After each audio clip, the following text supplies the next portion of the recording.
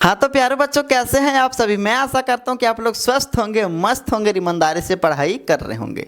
तो देखिए, आज की क्लास बहुत ही इम्पोर्टेंट होने वाली है, बहुत ही धांसू होने वाली है, क्योंकि आज हम आप लोगों के लिए लेकर आए हैं क्या, क्लास 10th के लिए जो बोर्ड एग्जाम होने वाली है उसमें से केमिस्ट्री की कुछ ऐसे क्वेश्चन जो कि बहुत ही मोस्ट इम्पोर्टेंट है इस बार के लिए। ठीक है, ये देखो 5 क्वेश्चन हमने लिए हैं, उसमें से आपका 2 से 3 क्वेश्चन ऐसा है जो सेम के सेम आ जाएगा, बाकी कुछ ऐसे हैं जिसमें कुछ उलट पुलट हो सकती है।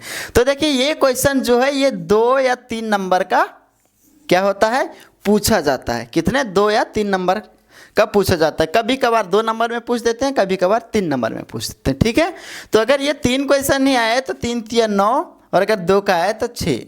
इससे आपके 6 या 9 नंबर क्या हो सकता है, कंप्लीट हो सकता है। ठीक है, तो चलिए आप क्वेश्चन को देखिए। इससे पहले क्या होता है, हम एक बार एक एक करके सारे क्वेश्चन को पढ़ लेते हैं, फिर हम इन सभी का क्या करेंगे, सॉल्यूशन निकालेंगे। चलो, पहला क्वेश्चन क्या है, पहला क्वेश्चन है अपना, आयोडीन युक्त नमक के उपयोग की सलाह क्यों दी जाती है।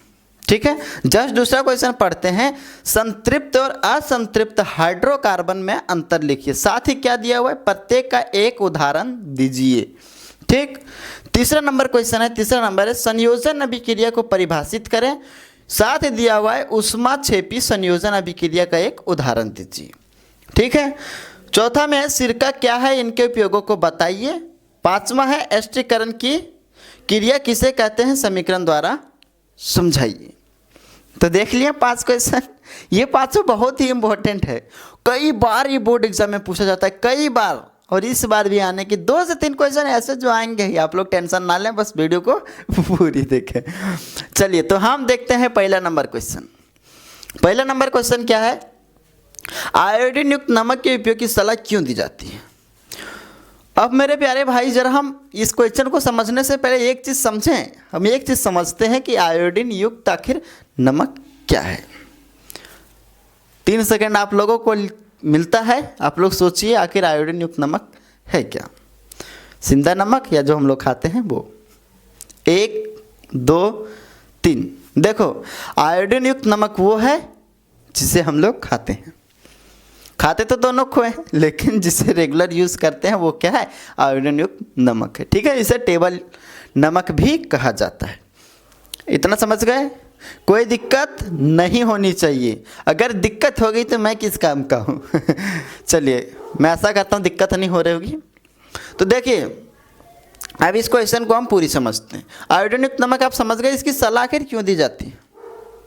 डॉक्टर भी देते हैं, कई लोग ऐसे कहते हैं आयोडीन युक्त नमक आनी चाहिए। ओके, तो देखो मेरे भाई, आयोडीन की कमी से क्या होने लगेगी, गर्दन में सूजन आने लगेगा।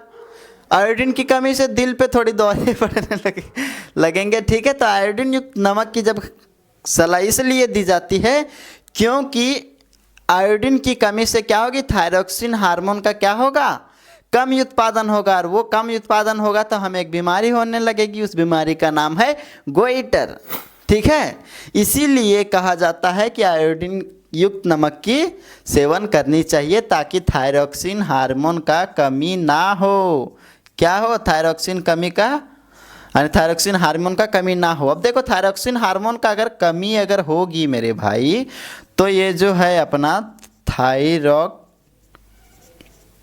ग्रंथि, ठीक है, ग्रंथि, इसका क्या होगा, लेवल बढ़ने लगेगा, इसके आकार बढ़ने लगेगा, ये बढ़ने लगेगी तो फिर हमें बीमारी होने लगेगी, जिस बीमारी का नाम तो हमने आपको बताया ही, गोइटर।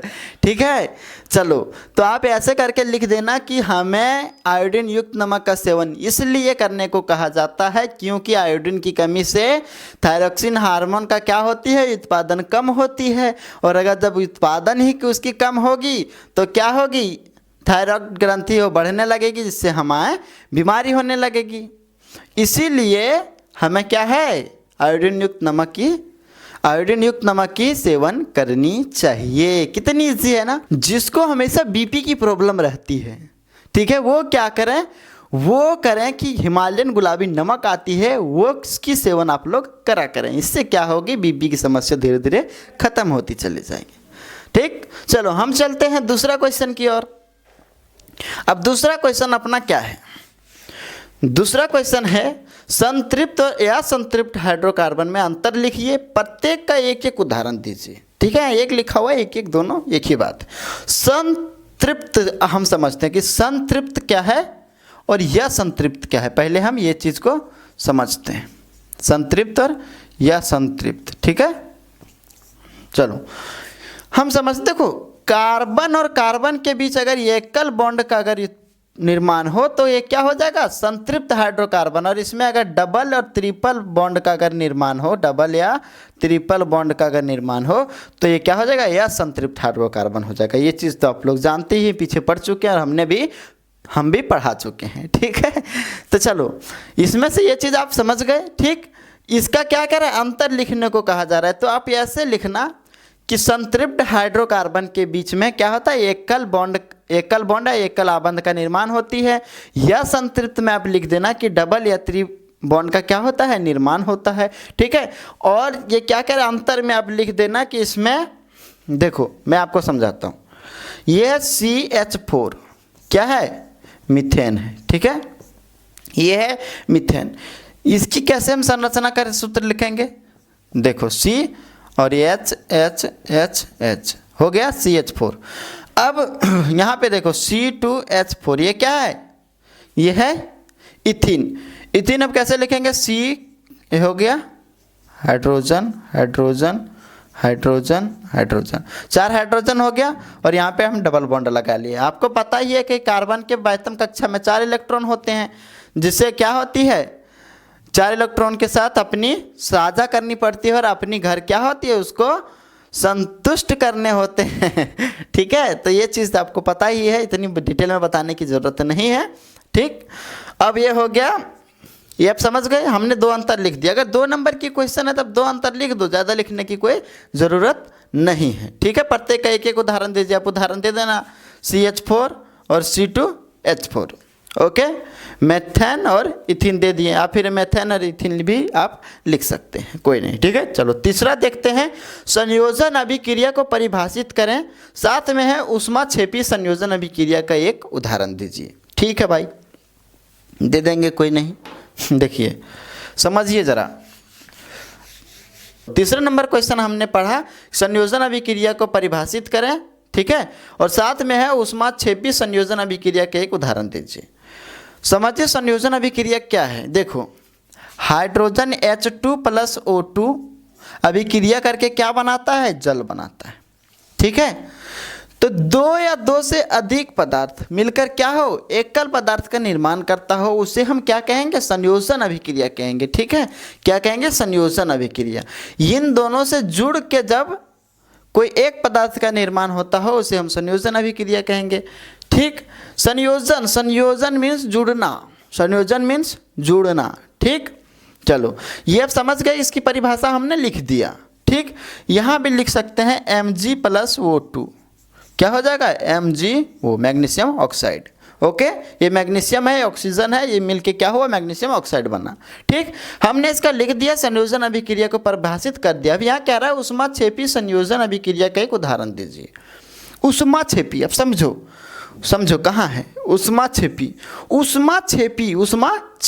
ऊष्माक्षेपी मतलब ऊष्मा को निकाल रहा हो। शोषी मीन्स और छेपी मीन्स समझ रहे हो, छेपी मीन्स छेपना, ठीक है, और शोषी मीन्स ग्रहण करना। तो ऊष्माक्षेपी संयोजन अभिक्रिया के उदाहरण दीजिए। लो उदाहरण ही देना है तो उदाहरण हम यहाँ पे दे देते हैं, CH4। ठीक, CH4 को हम किसके साथ अभिक्रिया करा दें, हम करा देते हैं CH4 को करा देते हैं ऑक्सीजन के साथ। इससे अपना क्या बनेगा, इससे अपना बनेगा CO2 + H2O + एनर्जी मीन्स ऊष्मा।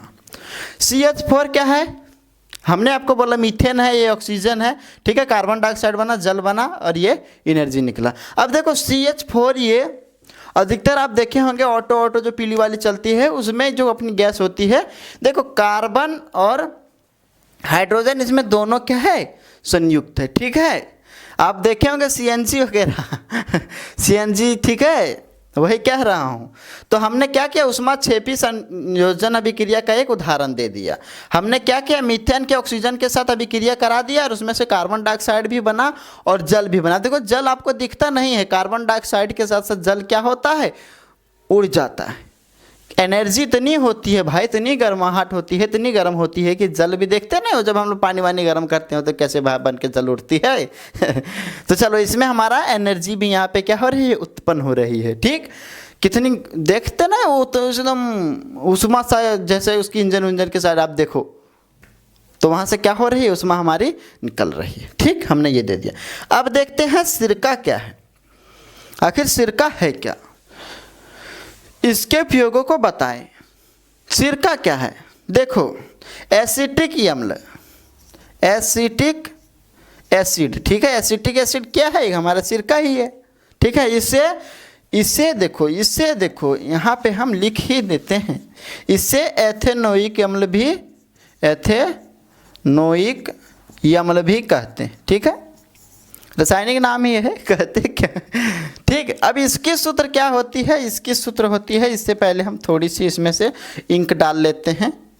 एक देखिए, हम इसको मुंह में खिलाएंगे थोड़ी सी इंक। ठीक, चलिए, एथेनोइक अम्ल का क्या होता है, अन्य एसिटिक अम्ल का CH3COOH, इसका क्या होता है, ये सूत्र होता है। ठीक है, तो हमने देख लिया सिरका क्या, सिरका एक क्या अपना एथेनोइक अम्ल। देखो सिरका का उपयोग आखिर कहाँ करी जाती है, सिरका का उपयोग कहाँ करी जाती है, खाना यानी जो खाद्य पदार्थ है उसे टेस्टी बढ़ाने में ज़्यादातर किया जाता है। आप देखिए होंगे चाउमीन वाउमीन में भी इसकी डाली जाती है, फास्ट फूड में अधिकतर इसकी यूज़ करी जाती है।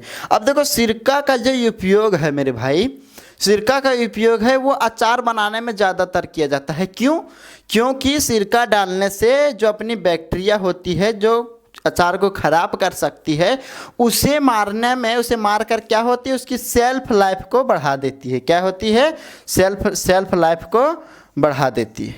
ठीक, बढ़ा देती मीन्स जल्दी खराब नहीं होगा। देखो सिरका का उपयोग जब हमारी सर दर्द होती है, इसमें भी अगर हम इसे पिए तो हमारी सर दर्द क्या होती है, कम हो जाती है, यानी धीरे धीरे ठीक होने लगती है। एक दिन की सेवन से नहीं होती, धीरे धीरे सेव। देखो सबसे ज़्यादा सेव की जो सिरका होती है उससे ज़्यादा अच्छी मानी जाती है। ठीक, चलो यहाँ पे आप समझ गया कि सिरका क्या है, इनके उपयोग हमने बता दिया।